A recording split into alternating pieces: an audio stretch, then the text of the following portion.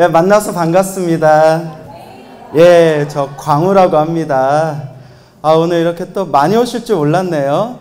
가볍게 명상에 대해서 강의해 달라고 해서 왔는데, 저 잠깐만 시계 좀 열고, 예, 제가 시간 약속을 잘 지키려는 사람이라서 시계를 보면서 해야 돼요. 말이 많아가지고 시계를 보면서 해야 돼요. 예, 만나서 반갑습니다. 반갑죠?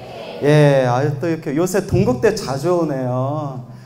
그래서 오늘 또 국제 명상 엑스포, 여러분들 오늘 또 1시간 동안 즐거운 시간을 갖게 되었는데요. 오늘 그냥 1시간이면 사실 짧아요. 그죠? 저는 1시간 법문해 주세요 하면 항상 고민이, 나는 몇 마디 하면 1시간 금방 가던데 이거 1시간 동안 무슨 얘기를 하라는 건가. 그래서 이런저런 또 무슨 생각을 좀 하면서 오늘 무슨 말씀 드릴까 고민을 했는데, 그냥 편안하고 재미난 이야기 해드릴게요. 그냥 여러분들도 부담 없이 편안히 들으셨으면 좋겠습니다. 어떻게 이 자리에 오신 분들은 명상에 관심이 많아서 오셨어요? 명상에 관심이 많으신가요? 관심 없어요? 왜 오셨어요, 우리 보살님? 저 보러요? 와. 야, 명상에 관심 없는데 저 보러 오셨어요? 보살님 만수무강하세요? 자, 이제. 아드님이, 예. 사진이요? 예, 좀 이따 시간이 될지 모르겠네요. 하여튼 반가워요, 보살님. 또 이 와중에 단비가 내리는 것처럼 나보고 싶어서 왔다고 하신 분 계시니까 또 즐겁네요. 저도 처음에 이제 19살에 출가했거든요. 19살에 출가했는데, 저도 처음 출가한 게 사실 참선하려고 출가했어요. 나 오직 참선해야 되겠다. 참선하려고 출가했는데, 그래서 저 20대를 이제 선언을 다녔어요. 제가 19살에 출가했는데 강원도 안 나오고 동국대도 안 나오고 바로 선방 갔어요.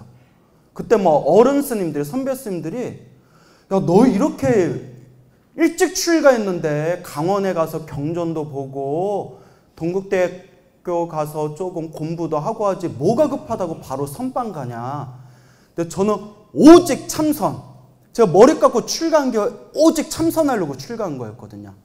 그래서 제가 출가하기 전에 고승열전을 다 보고 왔어요. 그거 가장 재밌게 봤던 게 출가 전에 최인호 씨의 길 없는 길이라고 아세요? 그 당시 4권짜리.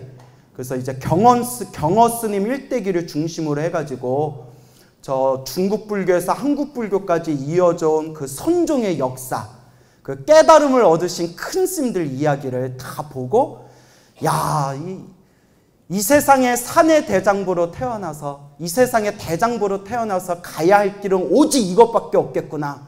내 깨달아서 도인이 돼야 되겠구나 해서 출가했는데, 저 출가하고 나서 저는 오로지 참선밖에 관심이 없어서 바로 선방을 들어갔어요. 강원도 안 가고 동국대도 안 가고 바로 선방을 갔는데, 저는 무슨 걱정을 했냐면, 정말 진지하게, 이거는 하나도 제가 농담이 아니에요. 지금 이 순간만큼은 너무 빨리 깨칠까 봐 걱정했어요.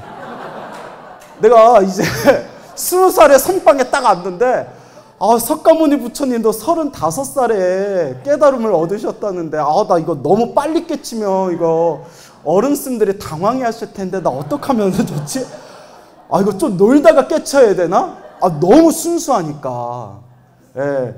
그래 놓고 벌써 이제 제 나이가 40 중반이 됐어요. 그럼 스님 깨달으셨습니까? 하면 제가 하는 얘기가 뭐 들깨나 참깨나 알지 내가 뭘 깨달았겠냐. 예, 근데 그때 좀 순수했던 것 같아요. 그래서 지금도 선방 같이 다녔던 도반 스님들, 선후배 스님들한테 아직도 놀림받아요. 뭐 20대 때 선방 다닐 때는 뭐 저는 죽어도 선방 좌복 위에서 죽겠습니다.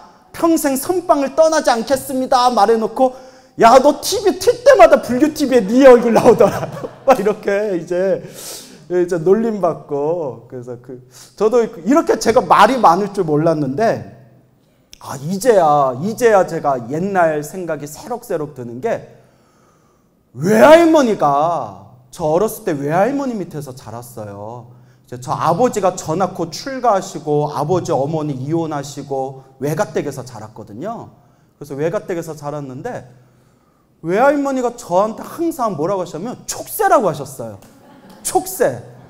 어쩜 남자가 저렇게 말이 많냐. 어쩜 남자가 저렇게 말이 많냐. 그래서 뭐라고 하셨냐면 우리 외손주는 뭐라고 살진 모르겠지만 봐라. 말로 먹고 살 거다 이러셨거든요.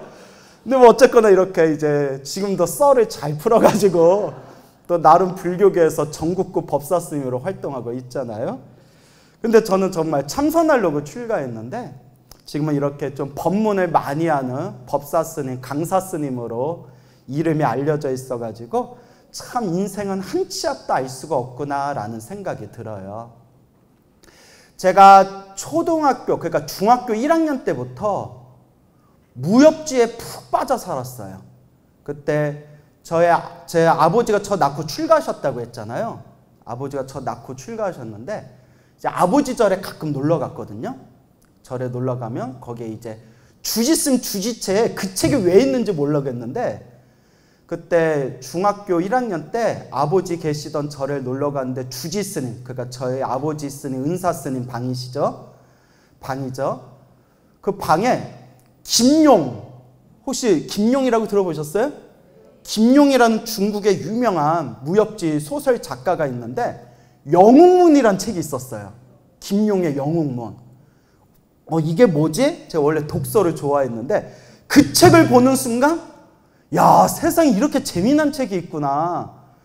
밤새워서 영웅문을 읽고 나서 그 뒤로 제가 무협지에 푹 빠져 살다가 중학교 때 우연히 단전호흡 책을 발견하게 됐어요. 단전호흡.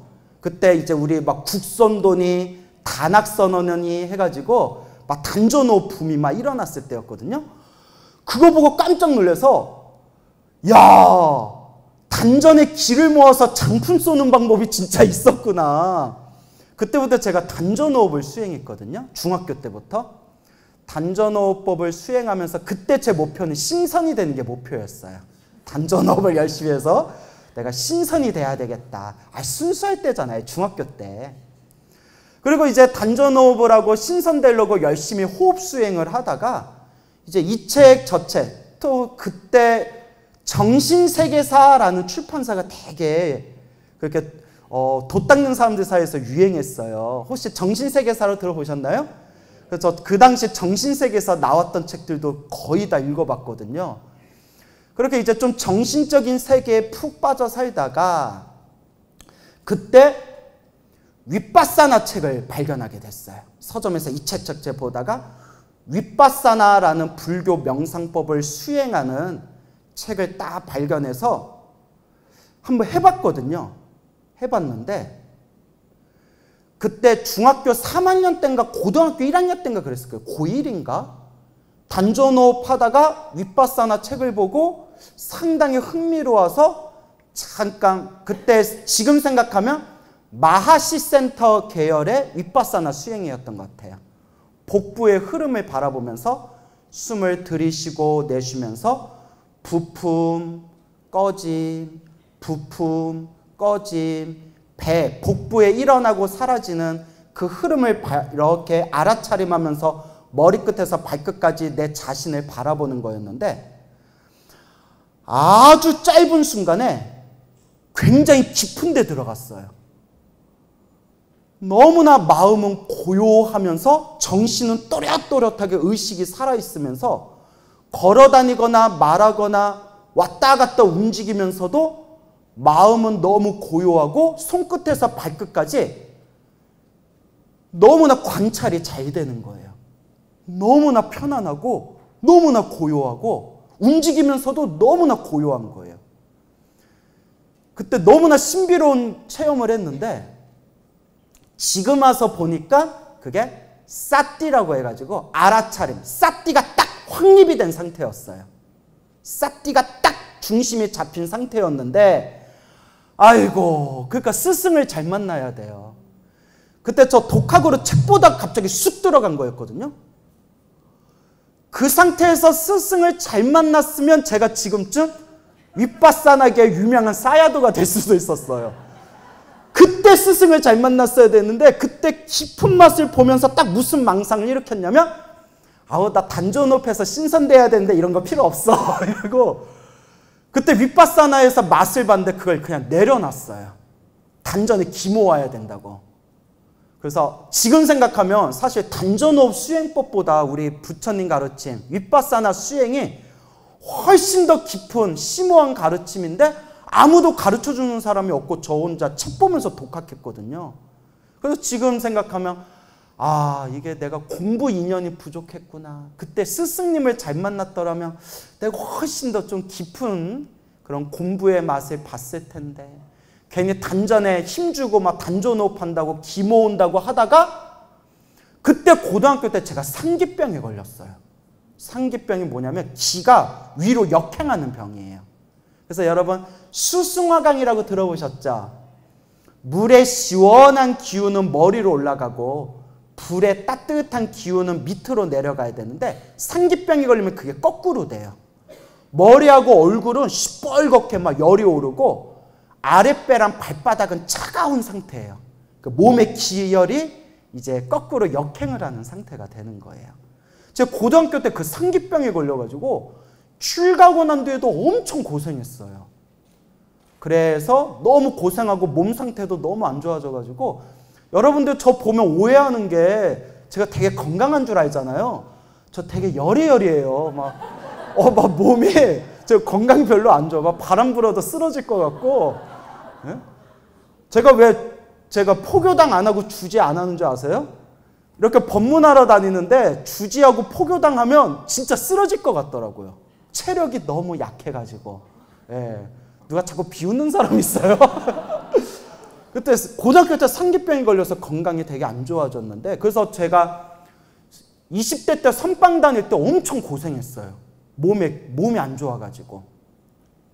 그래서 그래도 오늘 여러분들 이 자리에 모셨으니까 좋은 거 하나 가르쳐 드릴게요. 제가 일단 상기병을 많이 극복하고 건강을 많이 되찾은 비법 중에 하나가 태극권을 열심히 했어요. 예. 이러다 내 몸이 죽겠다라는 생각이 들더라고요. 그래서 태극권을 몇 개월 동안 매일매일 열심히 하면서 확실히 건강이 좀 좋아진 게 느꼈고요. 제가 몸에 좋다는 거 이것저것 많이 해서 효과를 많이 봤는데 오늘 시간이 없으니까 우리에게 주어진 시간이 몇 분? 1시간 벌써 20분이 지났어요. 자, 그래서 제가 확실하게 효과 본 거 하나 가르쳐 드릴게요. 이 두 가지를 함께 했을 때 제가 시너지 효과를 얻었는데 여러분 어쨌든 그죠? 기가 위로 솟구친 거기 때문에 밑으로 내려줘야 되잖아요. 기혈을. 그건 옛날에 이제 상기병 걸린 스님들도 많이 하시던 방법인데 특히 여러분 발바닥에 인간의 우리 육체 모든 기혈이 발바닥에 다 모여있다 이런 이야기 하잖아요. 그렇죠? 그래서 발지압판을 열심히 밟았어요. 발지압판. 1시간씩 밟았어요. 근데 여러분 발지압판도 효과가 좋은데 제가 여기에 대해서 좀 디테일하게 할 얘기가 많지만 시간이 없어서 간단히 말씀드릴게요. 사실 오늘 주제가 이게 아니었거든요. 말하다가 벌써 옆길로 흘러버렸는데 정말 하고 싶은 얘기 따로 있는데 벌써 20분이 넘어갔어요. 그 뾰족뾰족한 발지압판을 오래 밟으니까 물집이 잡히더라고요. 그래서 물집이 안 잡히면서 오래 밟을 수 있는 게 뭘까 하다가 인터넷 유튜브에서 봤는데 대나무 아시죠? 시중에서 저기 이제 인터넷 저기 쇼핑몰에 가면 10,000원이면 살 수 있어요. 요게 대나무가 있으면 대나무를 반으로 잘라가지고 대나무를 발로 이렇게 반으로 잘라서 볼록한 부분 있죠? 볼록한 부분에 발로 꾹꾹 밟는 거예요. 예, 요거는 1시간을 밟아도 발바닥에 물집이 안 잡히더라고요. 몽툴몽툴하니까. 그래서 이게 밟아서 아플수록 몸이 안 좋은 거래요. 발바닥이 이제 밟아서 발바닥이 아플수록 몸이 안 좋다고 하는데 제가 그래도 발지압판을 오래 밟았잖아요. 발지압판을 오래 밟아서 내가 발바닥이 많이 풀렸겠지 생각하고 요 대나무로 된 발 지압을 이렇게 꾹꾹 대나무 지압을 판을 이렇게 밟은데 너무 아픈 거예요. 너무 아픈 거예요. 그래서 아니 내가 발 지압판을 몇 개월 동안 꾸준히 밟아서 건강도 많이 좋아졌는데 그래도 발바닥이 아프네. 그러니까 그 지압을 해줄 때 그 지압점이 저마다 다른 것 같아요. 그래서 처음에는 5분, 10분 밟을 때 막 눈에 눈물이 맺힐 정도로 아팠는데 지금은 40분을 밟아줘도 괜찮더라고요. 자, 그래서 발 지압판, 그래서 제가 추천하는 거는 대나무 발 지압봉을 이렇게 밟아주는데 요것만 하면 효과가 좀 덜하고요. 제가 뭘로 크게 효과를 봤냐면 어떤 책을 봤는데 평생 단전호흡을 연구하신 공무원이 있었어요. 단전호흡을 연구하신 공무원이 있었는데 이 사람이 단전호흡을 혼자 독학하면서 굉장히 이제 깊은 경지에 들어갔어요. 근데 이 사람도 진지하게 고민한 것 중에 하나가 뭐냐면 저도 이제 그것 때문에 병에 걸렸는데 그래서 제가 관심 있게 봤는데 단전의 기를 많이 모으려고 단전에 힘을 주면 힘을 줄수록 부작용이 많이 생기더라는 거예요. 제가 그런 경우죠. 상기병에 걸리고 부작용이 많이 생기고 뭐가 문제일까? 단전호흡을 열심히 하면 몸이 건강해져야 되는데 단전호흡을 오래오래 많이 했는데도 오히려 건강이 무너진 사람들은 도대체 단전호흡에 어떤 문제가 있기 때문에 이렇게 안 좋은 결과가 생기는 걸까? 막 이런 걸 오랫동안 이제 고민하고 연구하면서 이제 이 사람이 가장 안전하고 건강이 좋은 호흡법을 발견했는데 이게 옛날부터 있었던 거예요. 그 사람이 스스로 발견했지만 알고 보면 옛날부터 있었던 건데 그래서 한번 따라해보세요. 토납법이라는 옛날부터 이제 옛날 2000년 전부터 내려오던 호흡법이 있었는데 그게 뭐냐면 너무 쉬워서 사람들이 잘 안 믿는데 코로 들이쉬고 입으로 길게 내쉬는 거예요. 그러니까 이게 다예요. 너무 간단하죠? 코로 들이쉬고 입으로 그냥 길게 내쉬는 거예요. 라는 토납법이 있는데 이게 과학적으로 증명이 됐대요. 건강에 아주 탁월하다는 게 뭐냐면 우리 혈관에 찌꺼기가 끼어 있잖아요. 그게 뭐 죽상동맥이라고 하잖아요. 이제 나중에 그게 응고되고 딱딱해지면 막 동맥 질환 생기고 뭐 갑자기 뇌출혈, 뭐 뇌가 막히고 뇌동맥, 뇌경맥 생기고 막 이러잖아요. 과학적으로 코로 숨을 들이쉬고 입으로 길게 내쉬는 걸 반복하다 보니까 혈관에 끼어 있는 그 찌꺼기들이 그게 연소가 되더래요. 이렇게 이제 그 찌꺼기들이 분해가 되더래요. 이건 과학적으로 증명이 됐대요. 그래서 이제 여차 해서 그분 형님이 친형이 간암에 걸렸대. 간암 말기까지 왔는데 형님한테 찾아가서 자기가 알고 있는 지식을 다 이제 나열을 하면서 형님 뭐 병원에서도 거의 포기했다면서요. 이래도 죽고 저래도 죽을 거면 그냥 내가 하라는 대로 한번 해보세요. 내가 하라는 대로 한번 해봅시다. 더도 말고 덜도 말고 하루 종일 숨을 들이쉬고 내쉬는데 코로 들이쉬고 입으로 내쉬고 이거 거꾸로 하면 큰일 나요, 여러분. 뭘로 들이쉬고? 코로 들이쉬고 입으로 내셔야 되는데 코로 들이쉬고 입으로 내쉬고 코로 들이쉬고 입으로 내쉬고 집에 가서 입으로 들이쉬고 코로 내쉬면 난리 나는 거예요, 여러분. 코로 들이쉬고 입으로 길게 내쉬세요. 하루 종일 해보세요. 그래서 사람이 이게 이제 마지막이다 생각하면 뭔가 무엇라도 이제 지푸라기도 잡고 싶은 마음이 들잖아요.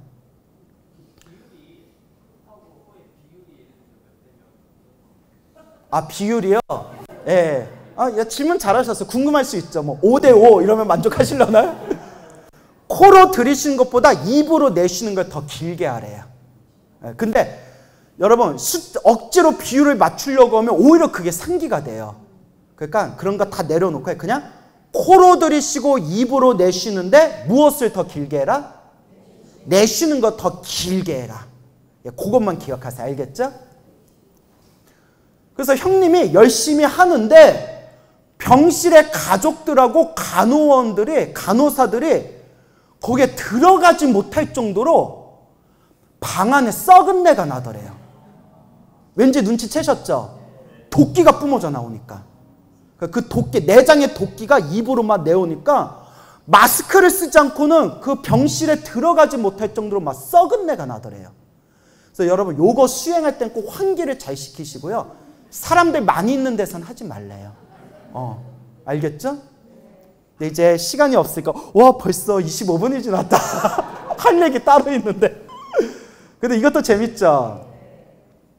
결과적으로 완치가 됐대요.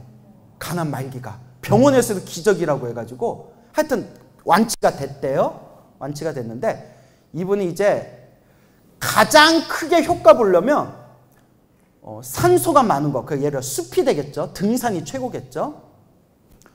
걸으면서 호흡하는 게 효과가 제일 좋더래요. 자기가 다 해보고 사람들 시켜버리니까. 그러니까 뭐 이런 거 있잖아요. 2발자국 걷고 3발자국 4발자국 내쉬고, 호흡, 폐활량이 넓은 사람은 저 같은 경우에는 4발자국 걸으면서 들이쉬고 8발자국 내쉬고. 뭔 얘기인지 알겠죠? 걸음에 맞춰서 들이쉬고 입으로 내쉬고, 들이쉬고 입으로 내쉬고. 그래서 숲에서 걸으면서 할 때 효과가 제일 좋더래요. 그러니까 여러분들 나 몸 상태가 좀 안 좋다는 분들 한번 해보세요.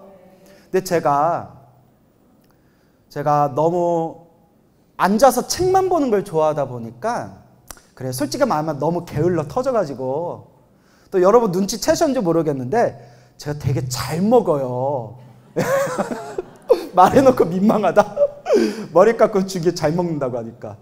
제가 약간 대식가 그런 어떤 체질이에요. 되게 밥을. 그래서 뭐 주변에 저 아는 스님들은 야 광우는 출가 안 했어도 잘 먹고 잘 살았을 거라고. 왜요? 했더니 넌 먹방 방송하면 정말 너는 같은 스님인데도 어떻게 그렇게 먹음직스럽게 먹냐. 그래서 제가 막 잘 먹어요. 그래서 신도님들은 저 대중공양, 저 공양청 올릴 때만 심심해 난대요. 너무 잘 먹어서. 그러다 보니까 어떤 상태가 생겼냐. 이거 부끄러운데 제가 쓰리고에 걸려버렸어요. 무슨 고? 쓰리고가 뭔지 아세요?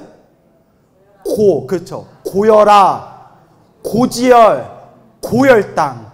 그래서 쓰리고라고 해요. 고열아, 고지열, 고열당.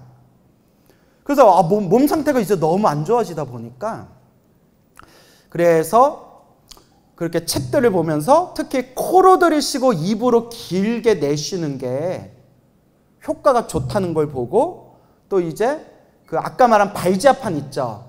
발지압을 많이 하면 혈압이 확실히 떨어진다라는 막 유튜브에 의사들 나와서 뭐 그렇게 방송하는 걸 보면서, 그러면 2개를 다 해보자. 뭐 하면서 뭘 하자? 발지압을 하면서 호흡을 해보자. 왜냐하면 그 호흡법을 가르쳐 주신 그 공무원도 걸으면서 호흡할 때 효과가 좋다고 했거든요. 그러니까 그냥 걷는 게 아니라 발지압판을 걷는 거잖아요. 그래서 발지압판에 발을 꾹꾹 밟으면서 코로 들이쉬고 입으로 내쉬고, 코로 들이쉬고 입으로 내쉬는 걸 오래 했어요. 몸 상태가 너무 안 좋아서 막 처음에 10분, 20분, 30분, 나중에 1시간씩 했어요. 근데 여러분들 같은 경우는 그냥 좋아하는 드라마 같은 거 있잖아요. 저 같은 경우는 이제 연불하면서 하거나 법문 들으면서 하는데, 여러분 좋아하는 드라마나 음악 하나 틀어놓으면 3, 40분 그냥 가요. 그러니까 밟으면서 코로 들이쉬고 입으로 내쉬고, 코로 들이쉬고 입으로 내쉬는 걸 오래 했는데 한 몇 개월 한 것 같아요. 의사가 깜짝 놀랐어요. 혈압이 뚝 떨어지고요.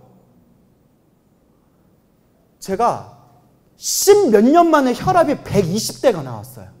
120대가. 완전 정상이죠. 지금 저 수일동에 계시는 우리 의사 선생님이 깜짝 놀라면서 고지혈이 사라졌다고. 완전 정상이래요, 고지혈이. 그래서 오메가3 같은 거 막 챙겨주셨거든요. 오메가3 안 드셔도 되겠네 이러시더라고요. 고지혈증 약을. 그러니까 고혈압 약을 줄까 말까 의사 선생님이 고민하시다가 혈압이 완전히 내려갔고 고지혈 약을 처방받았는데 이제 고지혈 약 먹을 필요 없다고. 아니 뭘 했길래 혈관이 이렇게 깨끗해졌냐고. 누가 경험했다? 제가 경험했어요. 갑자기 오늘 집에 가서 하고 싶죠, 여러분. 제가 정말 그래서 제가 암까지 낫는다라고는 저도 함부로 말을 못하겠어요. 근데 그 공무원 큰형님은 나았대요. 간암 말기가 나았대요. 병실에 막 썩은 내가 나가지고 간호사들 못 들어갈 정도였대요. 근데 제가 암까지는 제가 함부로 말하기가 어렵고 제가 했더니 고혈압이랑 고지혈이 싹 사라졌어요. 그러면 이제 고혈당은 어떻게 됐냐? 먹는 걸 좀 줄여야 되는데 내가 국수를 너무 좋아해가지고 뭐 그건 제가 알아서 개인적으로 해결할게요, 여러분. 하여튼 혈압하고 그래서 제가 뭐 태극권도 해보고 이것도 해보고 저것도 상기병이 심해서 고생을 하다가 이것저것 다 해봤는데 제가 가장 간단 명료하게 여러분들한테 추천드리고 싶은 게 뭐 하면서? 발지압하면서 발지압봉에 발을 꾹꾹 누르면서 거꾸로 하면 안 된다고 했어요. 예, 비율 신경 쓰지 말고 내쉬는 것만 길게 하면 돼요. 코로 들이쉬고 입으로 길게 내쉬고 코로 들이쉬고 입으로 길게 내쉬는데 몸이 안 좋은 사람들일수록 이 독기가 뿜어져 나올 수 있기 때문에 반드시 환기를 잘 시켜야 되고 사람들 많은 데선 하지 말래요. 알겠죠? 야, 오늘 좋은 거 배우셨다. 좋죠? 와.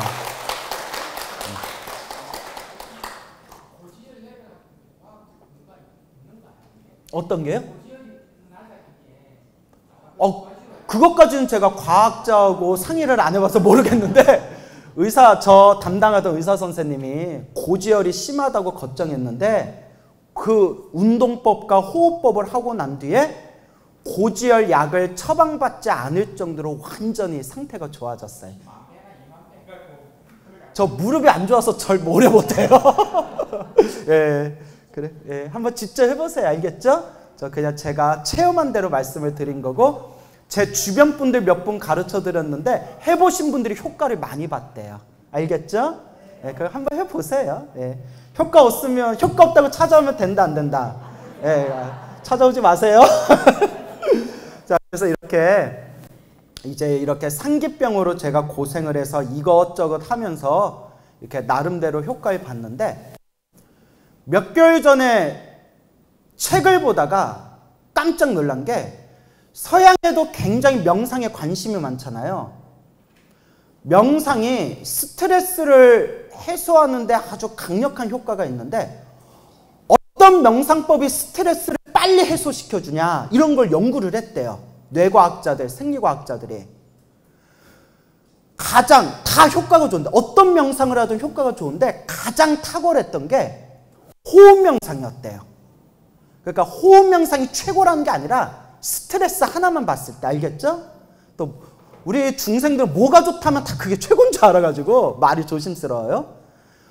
수많은 명상들이 효과가 있었지만 호흡을 하는 호흡 명상이 스트레스 해소에 가장 효과가 좋았대요. 근데 호흡 명상도 여러 가지가 있거든요. 불교 아나사티도 있고 저기 요가 호흡법도 있고 우리 흔히 하는 단전호흡법도 있어서 이것저것 다 여러 가지 호흡법으로 수많은 호흡 명상법 중에서도 가장 어떤 게 스트레스 해소에 효과가 좋은가를 또 연구를 했대요. 그래서 다 효과가 좋지만 가장 효과가 좋은 게 들이쉬는 숨보다 내쉬는 날숨을 길게 하는 게 더 효과가 좋더래요. 날숨을 길게 하는 게. 그리고 날숨을 길게 하는 호흡법 중에서도 그러니까 저도 이거 책보다 얻어 걸린 거예요. 코로 들이쉬고 입으로 길게 내쉬는 게 제일 효과가 좋더래요. 그러니까 그 공무원은 자기가 스스로 발견한 거지만 또 다른 분야에 있는 과학자들도 코로 들이쉬고 입으로 길게 내쉬는 게 가장 스트레스 해소에 효과가 좋더라. 그걸 과학적으로 증명을 했어요. 데이터를 통해서. 여기서 과학자들이 한 걸음 더 나아간 게 이것저것 또 다 해봤더니 들숨, 무슨 숨? 들숨을 2번 하고 날숨을 길게 1번 하는 게 가장 효과가 탁월했대요. 자, 들숨을 몇 번? 날숨을 몇 번? 1번. 이게 폐활량이 아주 약한 사람은 좀 힘들 수도 있는데, 근데 이렇게 하는 거야. 제가 가르쳐 드릴게요. 저 요새 많이 하거든요. 들숨을 몇 번 하라고 했죠? 2번. 그래서 1번 들이쉬고 멈췄다가 1번 더 쭉 들이쉬는 거예요. 제가 보여드릴게요. 아시겠죠? 하나도 안 어렵죠? 들이쉬고 1번 멈췄다가 1번 더 쑥쑥 들이쉬고 길게 내쉬는 거예요. 이게 가장 효과가 좋더래요. 한번 해볼까요? 숨을 들이쉬고 멈췄다가 들이쉬고 내쉬는 거예요. 한번 해볼까요? 시작!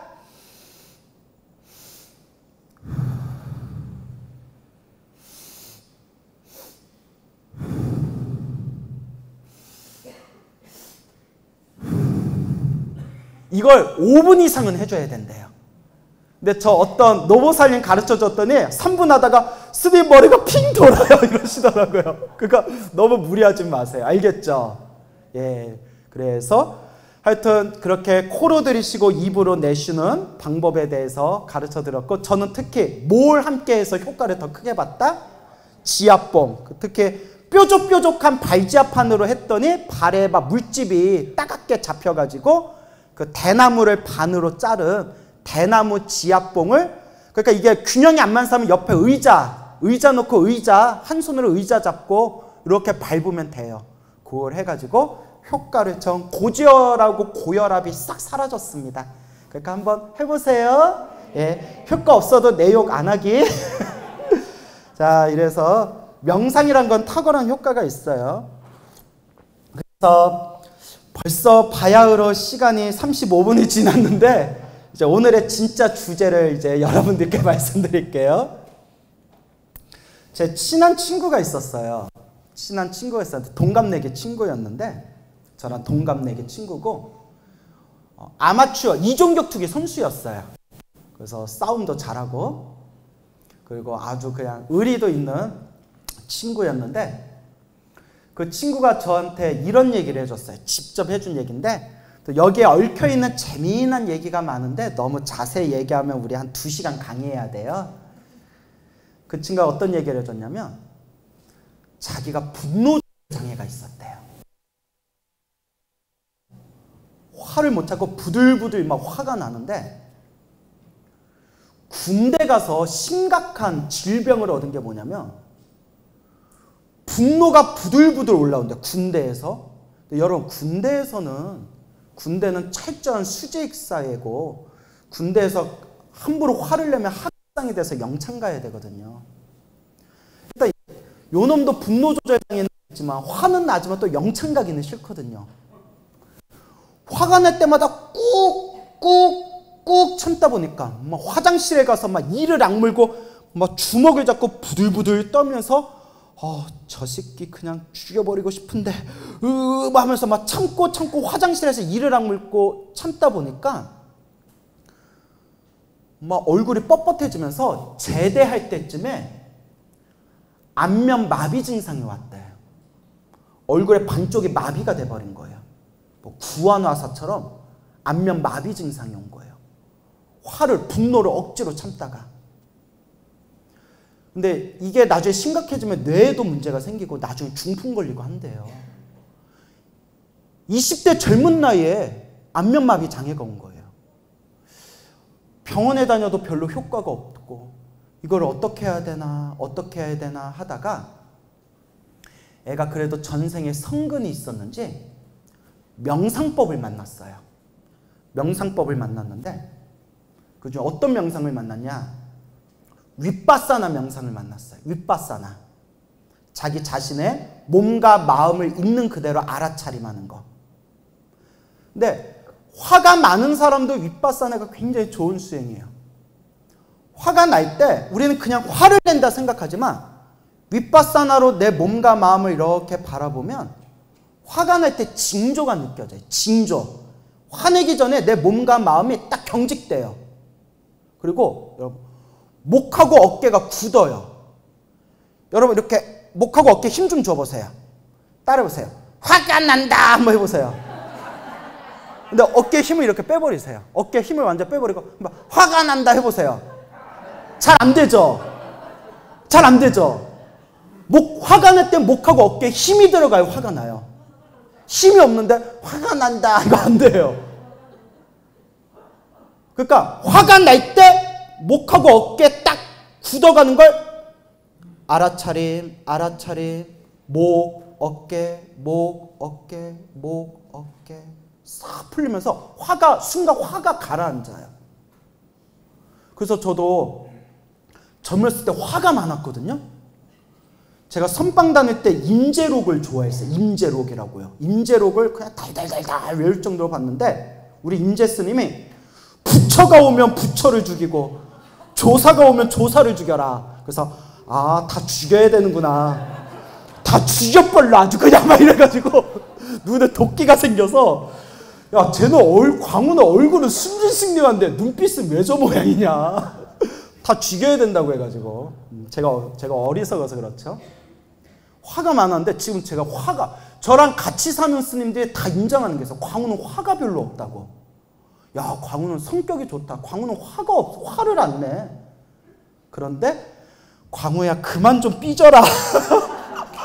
화를 안 내는 스님 뭐예요? 삐져요. 그러니까 저 친한 스님이 광우야 아무리 삐져도 그렇지 어떻게 일주일 동안 말을 안 하냐.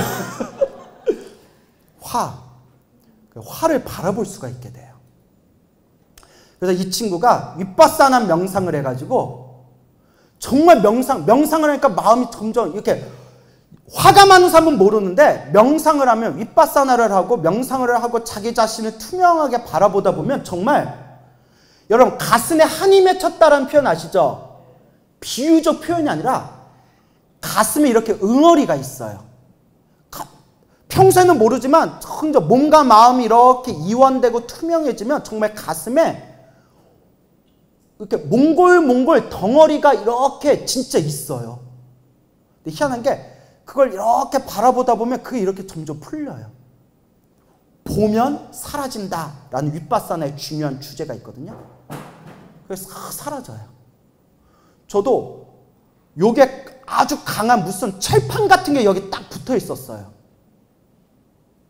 막 화두하면서 이 먹고 어째서 이 먹고 하루에 10시간을 그러고 앉아있으니까 풀려야 되는데 안 풀리는 걸 이 먹고 화딱지 나 죽겠네. 이것만 풀리면 도인이 된다는데 어째서 무라했는 거 이러다 보니까 가슴에 그게 막 뭉치는 거예요. 가뜩이나 상기병이 있는데 굉장히 상태가 안 좋았는데 제가 이걸 뭘로 고쳤냐면 완전히 고친 거 아니지만 큰 효과를 본 게 윗바사나 센터 중에 쉐오민 센터라고 있어요. 들어보셨나요? 쉐오민 센터는 이렇게 10년차라고 해서 마음을 알아차림하는 거거든요. 그 모든 걸 다 내려놓고 특히 가슴에 일어나고 사라지는 마음을 알아차림하면서 뭐가 이렇게 쑥 내려가는 게 느껴지더라고요. 그때 또 상기병이 굉장히 많이 호전됐어요. 그래서 제가 무슨 얘기를 하냐면 저는 지금 나무아미탑을 연불수행법을 하고 있지만 내가 나무아미탑을 연불수행법을 만나지 않았더라면 내가 윗바사나 배우러 미얀마 갔을 수도 있다. 그때 너무 효과를 크게 봐가지고. 그래서 그 친구도 열심히 이제 윗바사나 명상을 했는데 그 친구가 처음 했던 명상이 이제 마하시 센터 계열, 복부를 알아차리는 마하시 센터 계열의 수행을 했는데 어쨌거나 결론만 말씀드리면 안면마비가 싹 사라졌어요. 몇 달 만에. 싹 사라지고 화도 많이 가라앉았는데 자, 여기서 놀라운 거 여러분 우리의 왜곡된 성격은 어렸을 때부터 지금까지 살아오면서 수많은 조건들에 의해 내 삶의 수많은 조건들에 의해서 내 성격들이 형성이 되잖아요. 어렸을 때 기억이 성인으로 살아가는 성격에 있어서 굉장히 아주 중요한 역할을 한대요. 어렸을 때의 경험들이.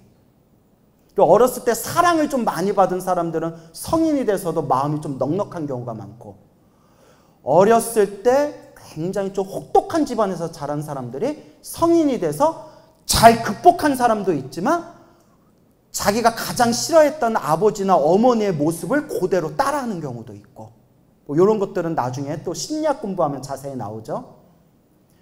이 친구가 명상을 하면서 이제 안면마비가 완전히 치료가 됐는데 뭘 봤어요. 명상을 해다 무언가를 딱 봤는데 뭘 봤냐? 자기 20살 때, 고등학교 때, 중학교 때, 초등학교 때, 유치원 때, 여러분 3살, 2살 이전에 기억 나시는 분 있어요? 3살, 2살 이전에 자기가 기억이 혹시 나시는 분 있어요? 있나요? 없죠? 웬만한 사람, 있을 수도 있지만 웬만하면 기억이 안 날 거예요. 어렸을 때 아주 자기가 갓난하게 어렸을 때 자기가 그때 보고 들은 느꼈던 그걸 명상하다 봤어요. 뭘 봤냐? 아주 갓난아기였을 때 자기가 똑똑하게 보고 들은 게 명상 중에 딱 그게 생각나면서 본 거예요. 뭘 봤냐? 평생 친엄마라고 생각했던 친모가 계모였던 거예요. 자기가 친엄마라고 알고 엄마 불렀던 그분이 계모였어요. 계모. 아주 어린 갓난 아이였을 때 계모가 자기 집에 와서 계모가 자기 안아주고 하는 걸 본 거예요. 명상 때. 그때 모든 게 다 풀렸대요. 뭘 풀렸냐? 명상을 하다 보니까 난 왜 화가 많은가? 왜 화가 많은지를 이제 자기 자신을 바라보니까 애정결핍이었다는 거예요. 그 애정결핍의 원인이 뭐였는가를 보고 봤더니 엄마한테 사랑을 못 받은 거예요. 그게 뭘 느꼈냐면 엄마가 안아주고 엄마가 우리 아들 했는데 이미 어렸을 때 자기는 느꼈다는 거예요. 엄마인데 왠지 뭔가 거리감이 느끼는, 그 거리감이 느껴지는 그걸 어렸을 때부터 자기가 그게 축적돼서 엄마한테 당연히 느껴야 할 그 듬뿍 받아야 되는 사랑을 못 받아서 애정결핍이 돼버리고 그 분노 조절장애, 화가 많아진 거였어요. 그때 자기가 드디어 알게 된 게 자기 이상형이 유부녀였대요. 모유가 나오는 여자가 이상형이었대요. 뭐 조금 스님이 이런 얘기해서 거시기 하지만 순수하게 이제 우리가 수행의 입장에서 봤을 때, 심리라는 입장에서 봤을 때 자기 이상형이 유부녀고 모유가 나오는 여자였대요. 그걸 내가 왜 이러지? 그러니까 이 친구가 요거는 유튜브에서 편집해 줬으면 좋겠는데 이건 편집을 해야 될 것 같아요. 요 부분은 자기가 야동을 봐도 유부녀 나오는 야동만 골라봤대요. 그러니까 심리적인 입장에서 자기의 그 결핍감, 그러면서 내가 왜 그러지 했는데 어머니에 대한 애정결핍이었고 어머니가 나한테 왜 그랬던가, 어머니가 나한테 왜 그러신 걸까 이해가 되지 않았는데 갓난아이였을 때 자기 무의식에 다 묻혀 있었던 갓난아기였을 때의 기억이 윗바사나 명상하면서 그걸 정확하게 딱 본 거예요. 어머니가 계모였던 거예요. 마음이 너무 시원하면서 뭔가 복잡했던 마음이 싹 정리가 되고 해소가 되더래요. 그리고 아버지한테 찾아갔대요. 아버지, 엄마가 계모죠? 저 친모 아니죠? 했더니 아버지가 깜짝 놀라면서 어떤 새끼냐고. 또 50분에는 맞춰줘야 된다고. 난 3시로 4시인 줄 알았는데. 빨리 맞출게요. 야, 48분이다, 야. 예. 진작 얘기해 주시지. 예, 그래요? 예. 여러분, 여기서 이제 맞춰야 될 것 같아요. 48분이에요. 난 4시에 끝난 줄 알았어요. 예. 아쉬워요? 여러분, 팔자라고 생각하세요. 이제 1분 남았다. 49분이다. 이제 마지막 정리할게요. 아버지, 큰일 났네. 나 정말 해야 할 얘기 못했거든요. 이것보다 더 감동적인 얘기 따로 준비했는데, 에이, 모르겠다, 뭐 인생이 그렇죠. 뭐 한치 앞을 어찌 알겠어요. 자, 뭐 아우는 집에 가서 아우 하시고요. 자, 그래서 아버지가 놀래서 요걸만 이제 정리를 할게요. 어떻게 알았냐? 누가 얘기했냐? 왜냐면 애가 갓난아기 때 계모를 드린 건데, 제가 명상하다가 제가 두 눈으로 봤습니다. 아버지가 이해를 못 하더래요. 명상했는데 네 어렸을 때 그걸 어떻게 보냐 하더니 아버지가 너무 내가 가난해서 네 친모가 너를 낳고 도망을 갔다. 근데 내가 어떻게든 너 먹여 살리고 직장 생활해야 되는데, 그래서 너를 키워줄 사람이 필요했다. 그래서 나의 부족한 점을 인정하고 너를 아들같이 키워주겠다는 여자를 만나서 결혼을 한 게 지금 네 엄마다. 그렇게 됐던 거다. 아버지, 제가 어머니께 정을 많이 받지 못해서 굉장히 제 마음에 왜곡된 그런 성격들이 자라났는데, 부처님 가르침을 공부하고 명상을 통해서 그걸 제가 다 녹였습니다. 해소했습니다. 아버지 사랑합니다 하면서 해피엔딩으로 잘 끝났대요. 박수! 와. 여러분, 갑자기 그거 있잖아요. 드라마 8부작 드라마가 있는데 7부작까지 잘 가다가 결말에 이거 목미? 야, 끝난 거야? 약간 이런 분위기가 돼버렸는데, 여러분 오늘 만나서 너무 반가웠어요. 예, 그래서 앞으로도 또 좋은 기회에 만나 뵀으면 좋겠고요. 또 저의 재미난 법문 듣고 싶은 분들은 유튜브에 광우스님의 법공양이라는 채널이 있어요. 구독과 좋아요는 사랑입니다. 여기서 마치겠습니다. 네.